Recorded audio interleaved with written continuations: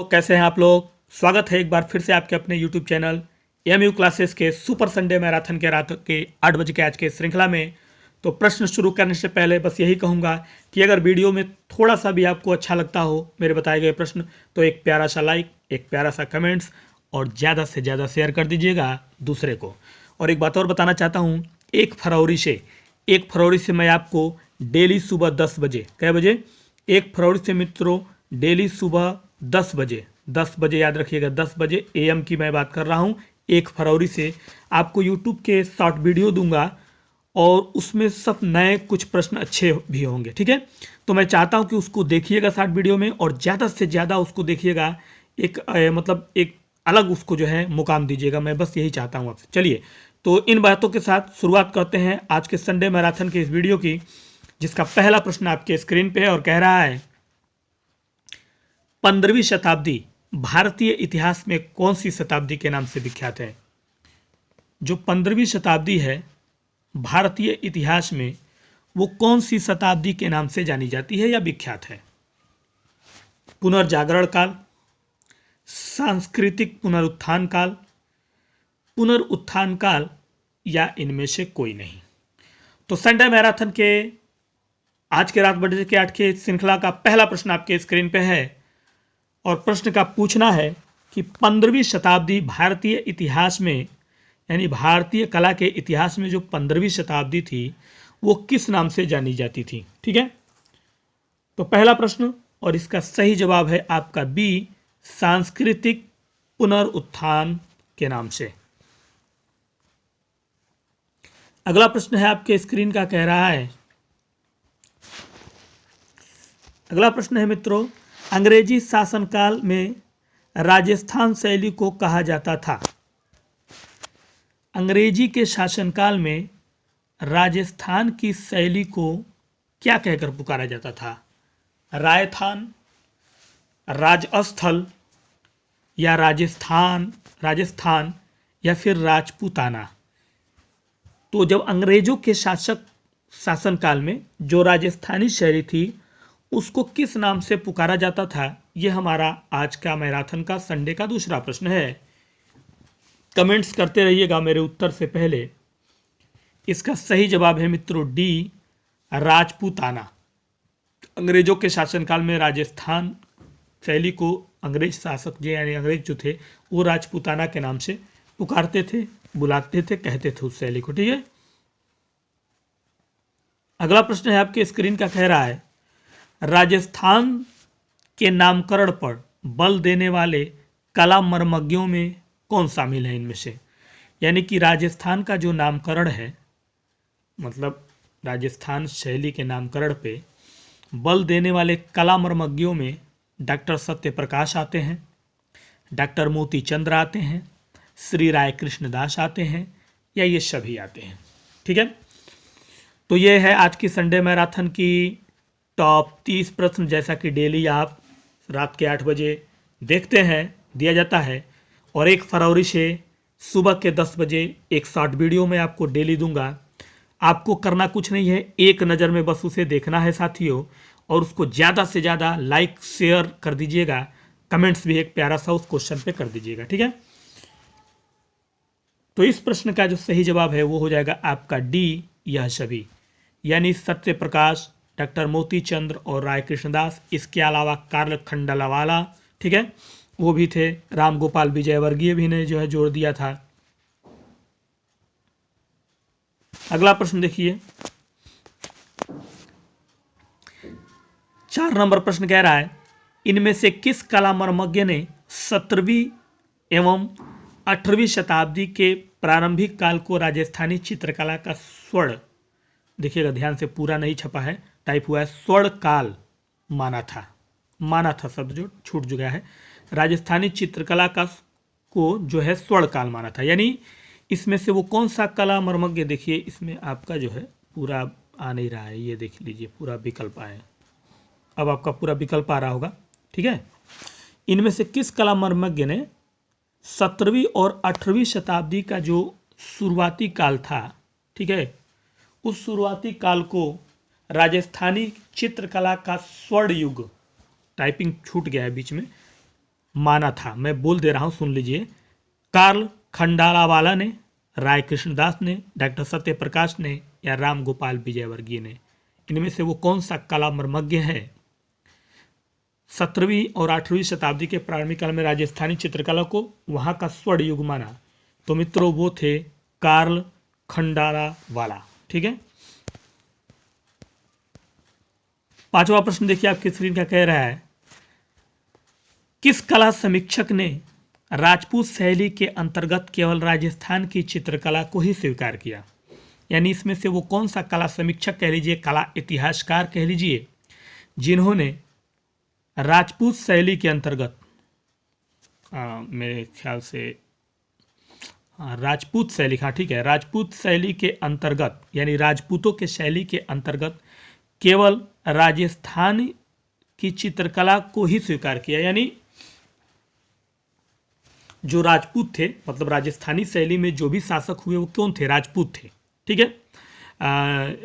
राणा सिंह, राणा कुंभा सिंह, जो भी थे सभी सिंह के टाइटल में, तो वो राजपूत थे, मतलब जात से वो लोग राजपूत थे। ठीक है।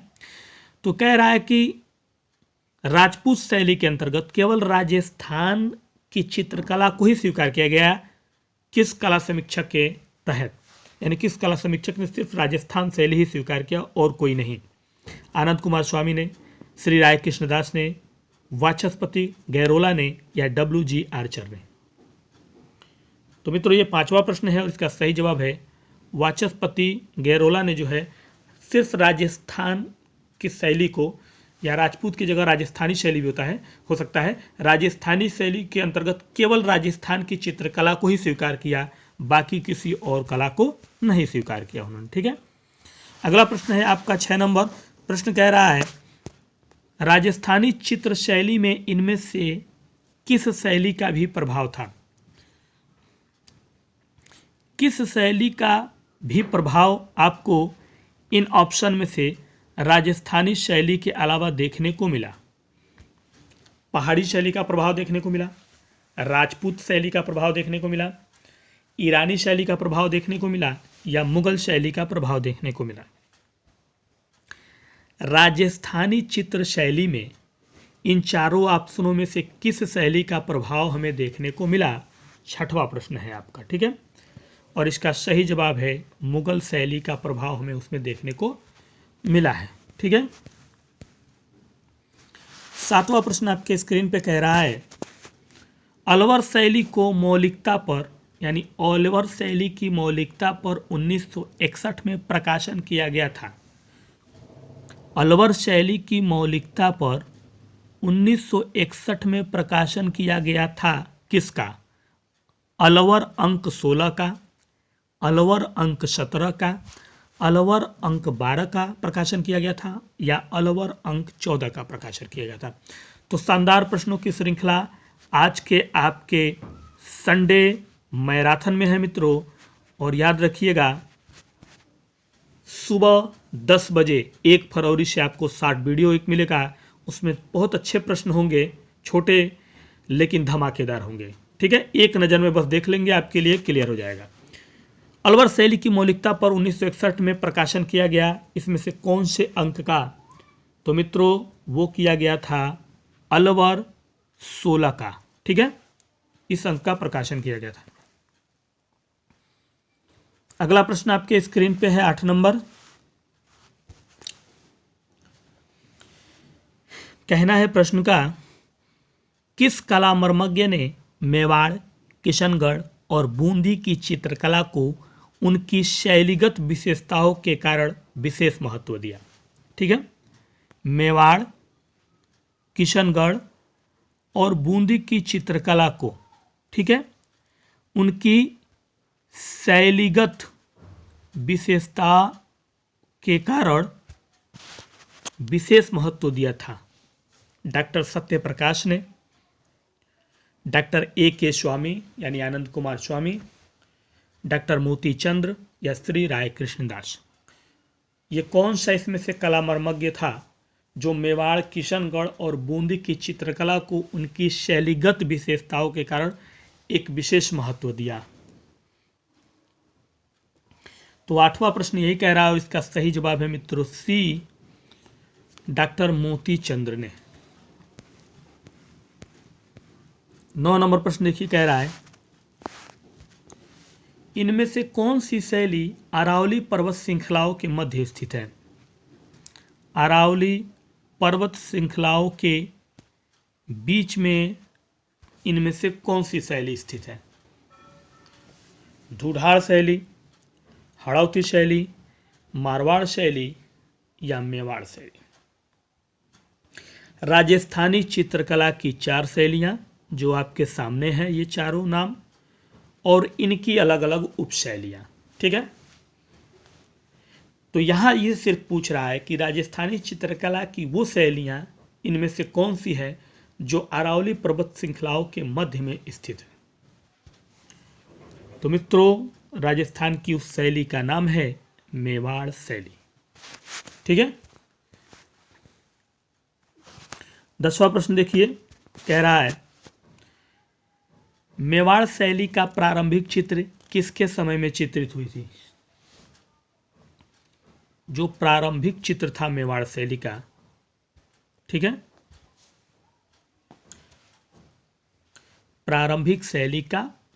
प्रारंभिक चित्र मेवाड़ शैली का जो चित्रित हुआ वो महाराणा लाखा के समय में हुआ, गुहिल तेज सिंह के समय में हुआ, महाराणा कुंभा के समय में हुआ या महाराणा सांगा के समय में हुआ। ठीक है, तो लाइक और ज़्यादा से ज़्यादा शेयर का सिलसिला आगे बढ़ाते हुए 1 फरवरी में सुबह 10 बजे जरूर जुड़िएगा। एक नज़र में बस उस शॉर्ट वीडियो को देख लेना है और अच्छा प्रश्न रहेगा आपका भी। तो मित्रों, मेवाड़ शैली का जो प्रारंभिक चित्र था वो किसके समय में चित्रित हुआ। वो चित्रित हुआ गुहिल तेज सिंह के।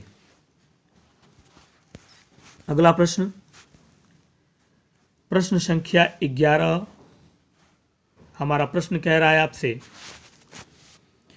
किस राजस्थानी कलाकार ने हिंदी के महान कवि हजारी प्रसाद द्विवेदी के सानिध्य में कार्य किया। हजारी प्रसाद द्विवेदी आप सभी ने पढ़ा ही है, +2 तक जिन्होंने भी पढ़ा है, खासकर यूपी के लोगों की बात मैं कर रहा हूँ, उन्होंने हजारी प्रसाद द्विवेदी, मशहूर हिंदी कला के रचनाकार हजारी प्रसाद द्विवेदी। ठीक है, यहाँ जो हमारा प्रश्न है कला का वो ये है कि वो एक राजस्थानी कलाकार थे जिन्होंने हिंदी के महान कवि हजारी प्रसाद द्विवेदी के सानिध्य में यानी उनके छत्र छाया में रहकर कार्य किया। क्या वो गोवर्धन लाल जोशी थे जिन्हें यह सौभाग्य प्राप्त हुआ, देवकी नंदन शर्मा थे, भूर सिंह शेखावत थे या कृपाल सिंह शेखावत थे। ठीक है, कौन था वो शख्स इसमें से जिसे ये मौका मिला कार्य करने का एक महान हिंदी कवि हजारी प्रसाद द्विवेदी के जो है सानिध्य में। तो यह है आपका प्रश्न संख्या 11 जो पूछ रहा है, और इसका उत्तर जो है मित्रों वो हो जाएगा ए, गोवर्धन लाल जोशी को। 12वां प्रश्न देखिए, इनमें से किस कलाकार ने बापू के दैनिक जीवन के नाना रेखा चित्र बनाए। नाना मतलब अनेक प्रकार के, नाना मतलब अनेक अनेक प्रकार के, अनेक फॉर्मेट में, अनेक अनेक लुक और स्टाइल में। तो यहाँ नाना रेखा चित्र का आशय ये हुआ कि अलग अलग स्टाइल में, चलते हुए बापू के, बैठते हुए, लिखते हुए, कुछ पढ़ते हुए, जो है चरखा चलाते हुए, तो ये नाना प्रकार का मतलब ये हुआ यहाँ पे। ठीक है, तो बापू के दैनिक जीवन के नाना प्रकार के यानी नाना प्रकार के रेखाचित्र बनाए थे इसमें से एक राजस्थानी कलाकार ने। तो क्या उनका नाम कृपाल सिंह शेखावत था जिन्होंने बनाया था, भवानी चरण गुड़ई ने बनाया था, राम जायसवाल ने बनाया था या भूर सिंह शेखावत ने बनाया था। तो आपके टॉप मोस्ट इंपॉर्टेंट 30 प्रश्नों की श्रृंखला आज के संडे मैराथन के रात 8 बजे में शामिल किया गया है, जिसके 12वें प्रश्न पे आप हैं, और इस प्रश्न का जो सही जवाब होगा वो हो जाएगा डी, भूर सिंह शेखावत ने। ठीक है, अगला प्रश्न है आपका, किस राजस्थानी कलाकार के 6 प्रसिद्ध चित्रों का एक एल्बम भी प्रकाशित हुआ था?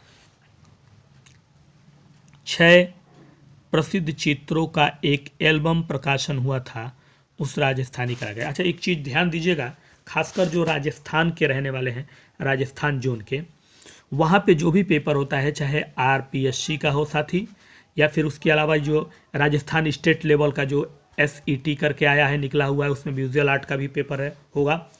तो आप लोग ध्यान दीजिएगा, आप लोग के प्रश्नों में जो आधुनिक क्वेश्चन आते हैं वो ज़्यादातर राजस्थान के जो कलाकार हैं उन्हीं से आते हैं। तो राजस्थान के पहले के कलाकार जो दुनिया में नहीं हैं, और राजस्थान के जो प्रेजेंट टाइम में बेहतरीन कलाकार हैं, वो इनके बारे में आप लोग अच्छे से पढ़ लिया करिएगा, ठीक है, क्योंकि आपके यहाँ ये अक्सर राजस्थान से ही रिलेटेड प्रश्न होता है। तो इस प्रश्न का जो सही जवाब है वो हो जाएगा आपका सी, भवानी चरण गुई का, ठीक है। अगला प्रश्न है 12 नंबर, सॉरी 12 नंबर कह रहे हैं, 14 नंबर। प्रश्न का कहना है कि किस राजस्थानी कलाकार का पहला चित्र मॉडर्न रिव्यू में प्रकाशित हुआ था?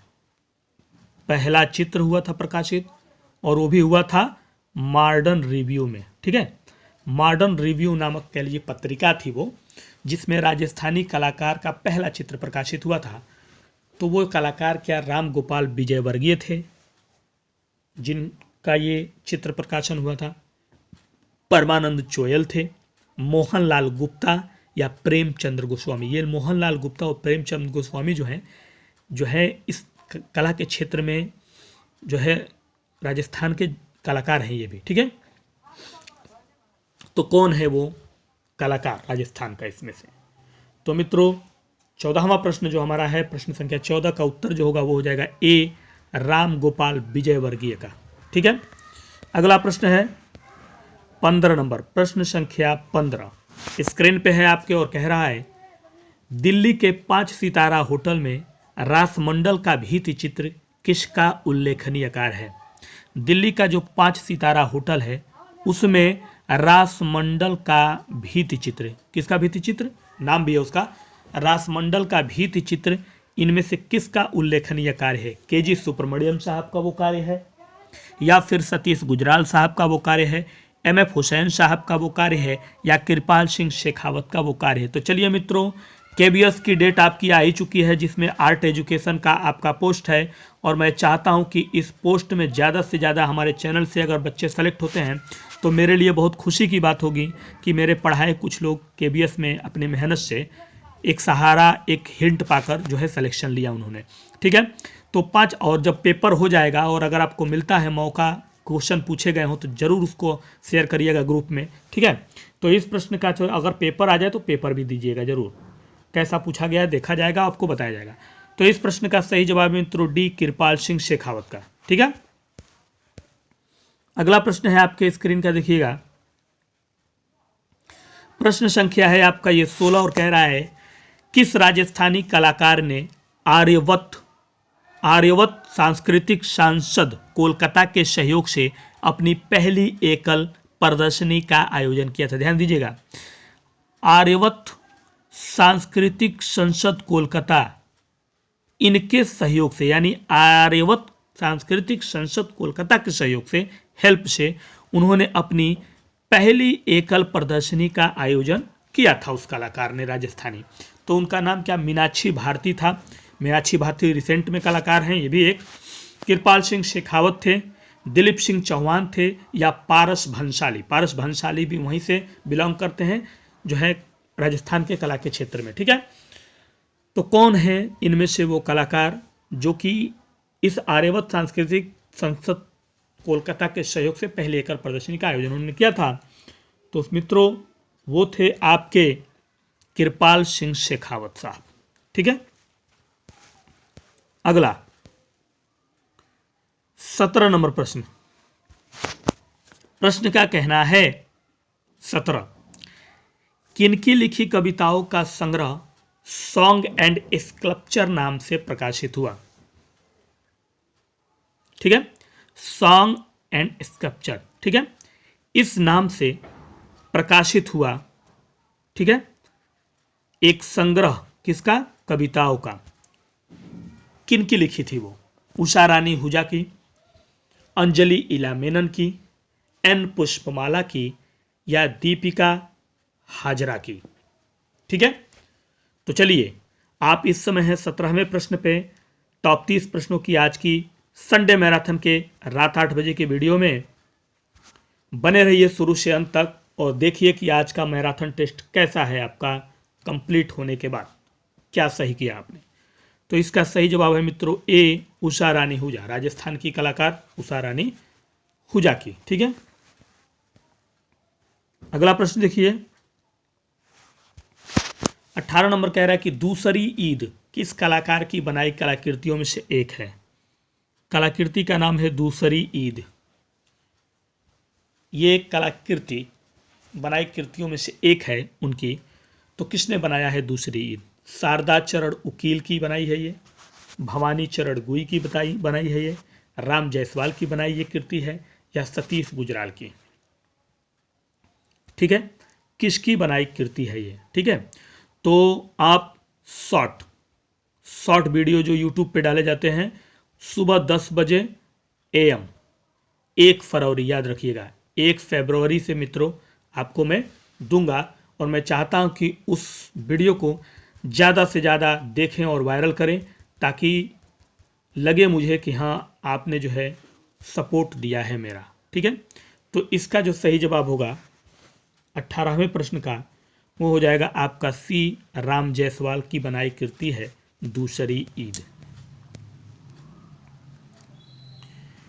19 नंबर प्रश्न देखिए क्या कह रहा है कि 13 ताली नृत्य किस कलाकार का बनाया चित्र है। यानी चित्र का नाम है 13 ताली नृत्य। चित्रकार कौन है। जय झरोटिया, मुकुल चंद्र डे, गोवर्धन लाल जोशी, या राम गोपाल विजयवर्गीय। ठीक है, 13 ताली नृत्य, इस चित्र को रचने वाले कलाकार कौन है। तो मित्रों इस चित्र को रचा है आपके राम गोपाल विजयवर्गीय साहब ने। प्रश्न संख्या 20, प्रश्न कह रहा है कि गोवर्धन लाल जोशी ने इनमें से किन चित्रों की रचना की। चित्रों की जो रचना की राजस्थान के कलाकार गोवर्धन लाल जोशी ने बहुत सारे चित्रों की रचना की, लेकिन उनमें से इनमें से कोई ऐसा है क्या। वो पन्नादाई क्या ये है, जौहर ज्वाला ये है, गणगौर की सवारी ये है, या ये तीनों हैं। गोवर्धन लाल जोशी, उनके बनाए बहुत सारे चित्र हैं, लेकिन हमारा सवाल यह है कि उनके चित्रों की रचना में से क्या ये तीनों है या इनमें से कोई एक है। तो मित्रों उनके चित्रों की रचना में से ये तीनों हैं। ठीक है, पन्नादाई, जौहर ज्वाला और गणगौर की सवारी। कहीं कहीं देखिएगा ये भी लिखा होता है उदयपुर की गणगौर सवारी। तो वही चीज़ है, चाहे गणगौर की सवारी लिखा हो या उदयपुर की गणगौर सवारी, दोनों एक ही बात है। तो कंफ्यूज मत होइएगा अगर कहीं लिखा हुआ मिले तो। ठीक है, अगला प्रश्न है आपका प्रश्न संख्या 21, कह रहा है बीकानेर शैली की एकमात्र सचित्र पांडुलिपि अपभ्रंश शैली में कृत किसके ग्रंथ से मिलती है। बीकानेर शैली में एकमात्र सचित्र पांडुलिपि अपभ्रंश शैली में कृत, यानी अपभ्रंश शैली में कृत किसके ग्रंथ से मिलती है। आराम से पढ़िए, समझ में आ जाएगा प्रश्न क्या पूछ रहा है। यानी कि एक सचित्र पांडुलिपि जो बीकानेर शैली की है वो अपभ्रंश शैली के एक कृत ग्रंथ से मिलती जुलती है। ठीक है, तो वो किसका ग्रंथ है जिससे वो मिलती जुलती है। क्या वो बिल्हड़ के ग्रंथ से मिलती जुलती है बीकानेर शैली की एक सचित्र पांडुलिपि, या कालिदास के, जयदेव के, या वात्स्यायन के। ठीक है, तो इंपॉर्टेंट प्रश्न है, वेरी इंपॉर्टेंट प्रश्नों की श्रृंखला है आज के संडे मैराथन में। बने रहिए शुरू से अंत तक। इस 21वें प्रश्न का जो पूछना है इसका सही जवाब है मित्रों कालिदास। सटीक मेघदूत नाम जो मेघदूत है उस बुक का नाम है सटीक यानी मेघदूत।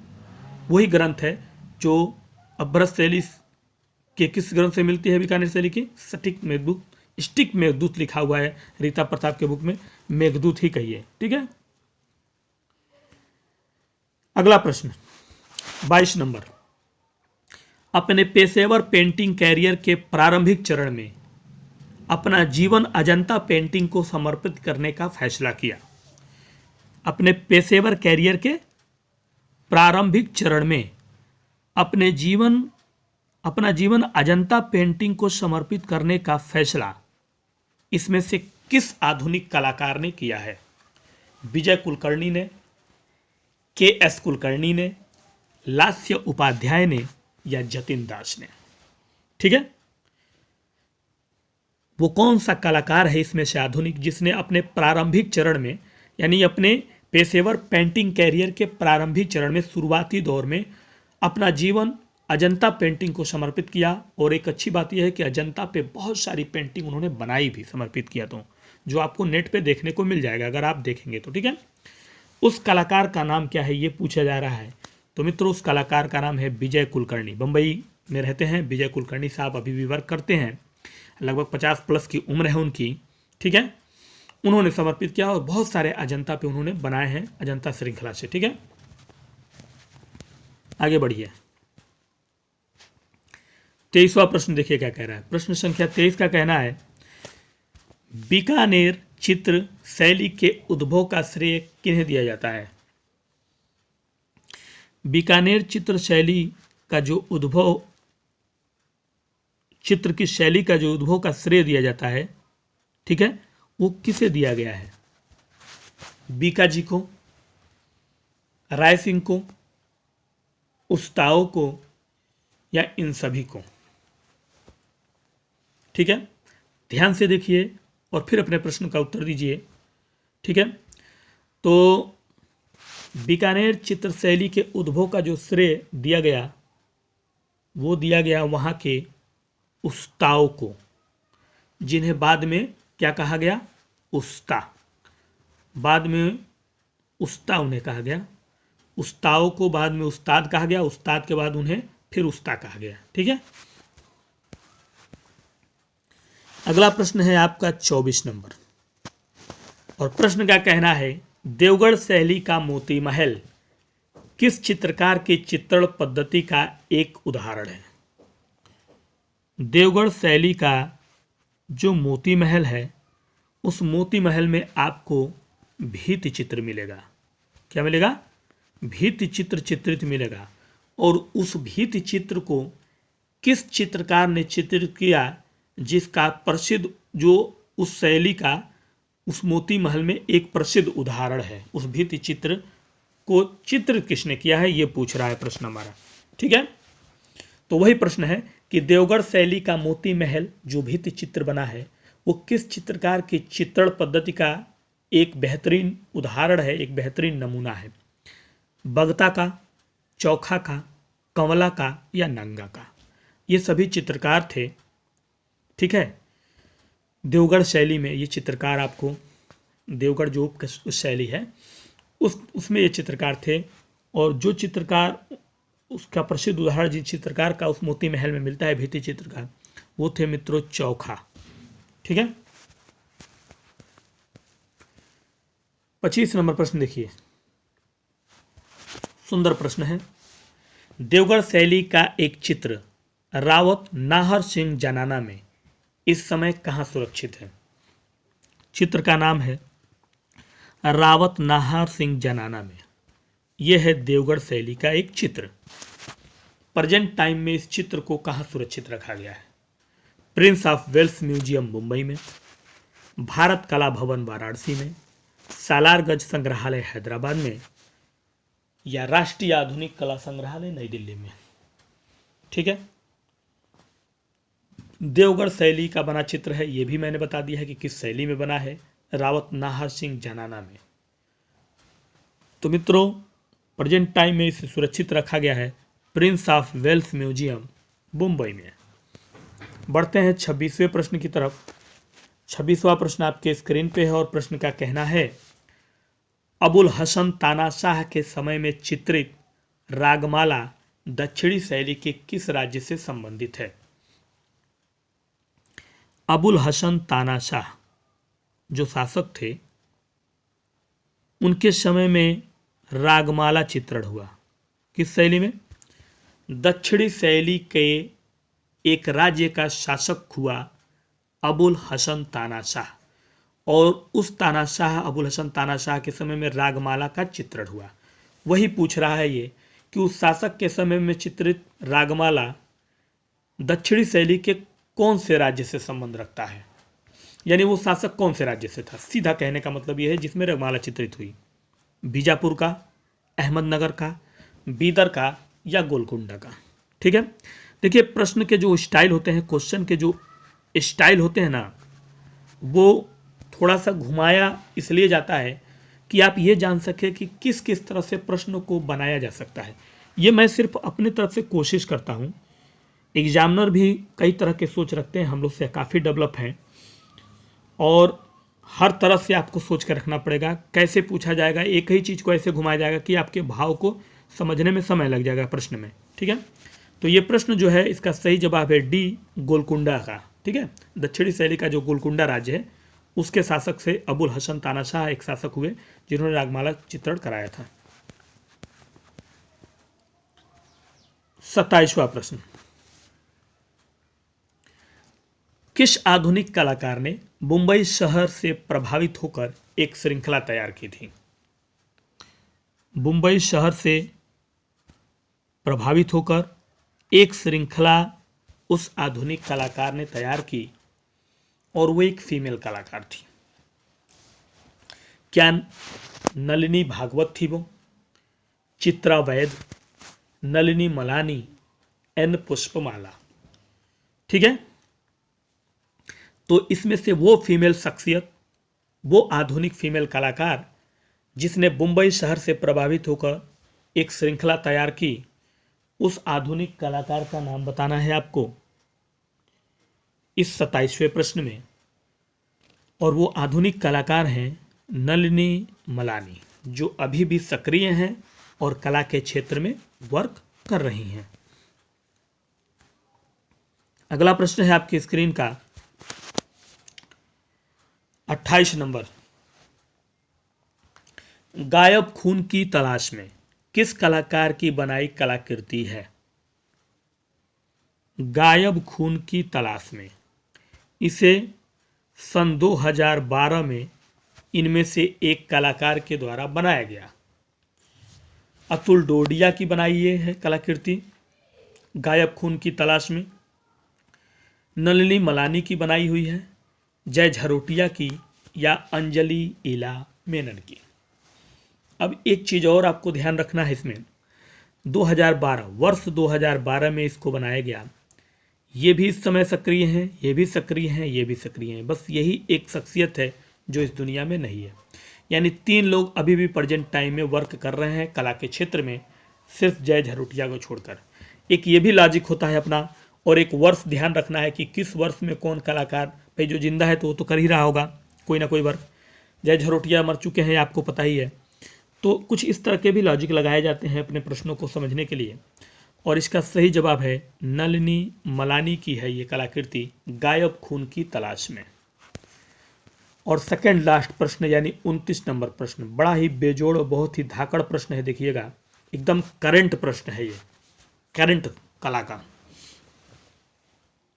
मशहूर चित्रकार अंजलि इला मेनन के व्यक्तित्व और कृतित्व पर लिखी किस पुस्तक का विमोचन किया गया? ठीक है, अंजलि इला मेनन जो इस समय 80-88 साल की उम्र की पड़ाव में है, और उस फीमेल चित्रकार के व्यक्तित्व और कृतित्व यानी उनके व्यक्तित्व और उनके कार्य पर एक पुस्तक लिखी गई है जिसका विमोचन दिल्ली से किया गया था हाल फिलहाल में। उस पुस्तक का नाम आपको बताना है, उस पुस्तक का नाम क्या था? ठीक है,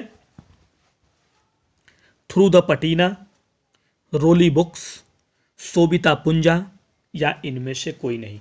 तो ये एक बेहतरीन और वेरी वेरी इंपॉर्टेंट प्रश्न है इसे लिख कर रख लीजिएगा कहीं ना कहीं, अपने नोट्सों में जो लिखते हैं अच्छे से मार्क करके रख लीजिएगा कि अंजलि इला मेनन के व्यक्तित्व और कृतित्व पर लिखी एक पुस्तक का विमोचन किया गया, उस पुस्तक का नाम क्या है। ठीक है, तो मित्रों उस पुस्तक का नाम है थ्रू द पटीना। क्या नाम है? थ्रू द पटीना, याद रखिएगा। और वीडियो का आखिरी प्रश्न, ये भी शानदार प्रश्न है, फाइनल सबमिट एक शानदार प्रश्नों के साथ किया जाए, उम्मीद यही करता हूं। तो 30वें प्रश्न का कहना है कि चूल्हा 3 कागज पर जल रंग और चारकोल माध्यम। चित्र का नाम है चूल्हा 3। ठीक है, और ये भी बता रहा है कि कागज पर जल रंग और चारकोल माध्यम में इस चित्र को बनाया गया, किस चित्रकार के द्वारा। अच्छा, चूल्हा 3 मतलब चूल्हा 3 का मतलब ये हुआ कि गांव वगैरह में, अब तो कम हो गया है, पहले गांव वगैरह में जो है चूल्हे पे जो है खाना बनाया जाता था। आपको अगर आपने अपनी लाइफ की ज़िंदगी को फेस किया है 1990 के करीब में, चलिए 90 के समय का जो दौर, 90 प्लस या 90 के पीछे की, तो उस समय देखिएगा गैस वगैरह कम और चूल्हे पर लकड़ियों के साथ खाना ज़्यादा बनाया करते थे लोग। ठीक है, तो वही चूल्हा 3। तो चूल्हा 3 में उस कलाकार ने 3 चित्र बनाए हैं, 1 2 3, 3 चित्रों को अलग अलग फॉर्मेट में उन्होंने बनाया है, इसलिए उनका नाम रखा है उन्होंने चूल्हा 3, यानी 3 चित्र उसमें मौजूद हैं, अलग अलग चूल्हे के बनाए हुए स्टाइल के, आग वगैरह, चूल्हा, पतीला, सब कुछ, लकड़ी वगैरह। ठीक है, तो इसलिए उन्होंने चूल्हा 3 उसका नाम रखा है, जो जल रंग और चारकोल के माध्यम से उन्होंने बनाया है। आपसे पूछ रहा है उस चित्रकार का नाम, क्या उन्होंने नलिनी भागवत ने बनाया है, एन पुष्पमाला ने, अंजलि इला मेनन ने, या चित्रा वैध ने। ठीक है, समझ में आ गया प्रश्न? तो समझ में आ गया तो उत्तर भी आपने पुटअप कर दिया होगा, उम्मीद है।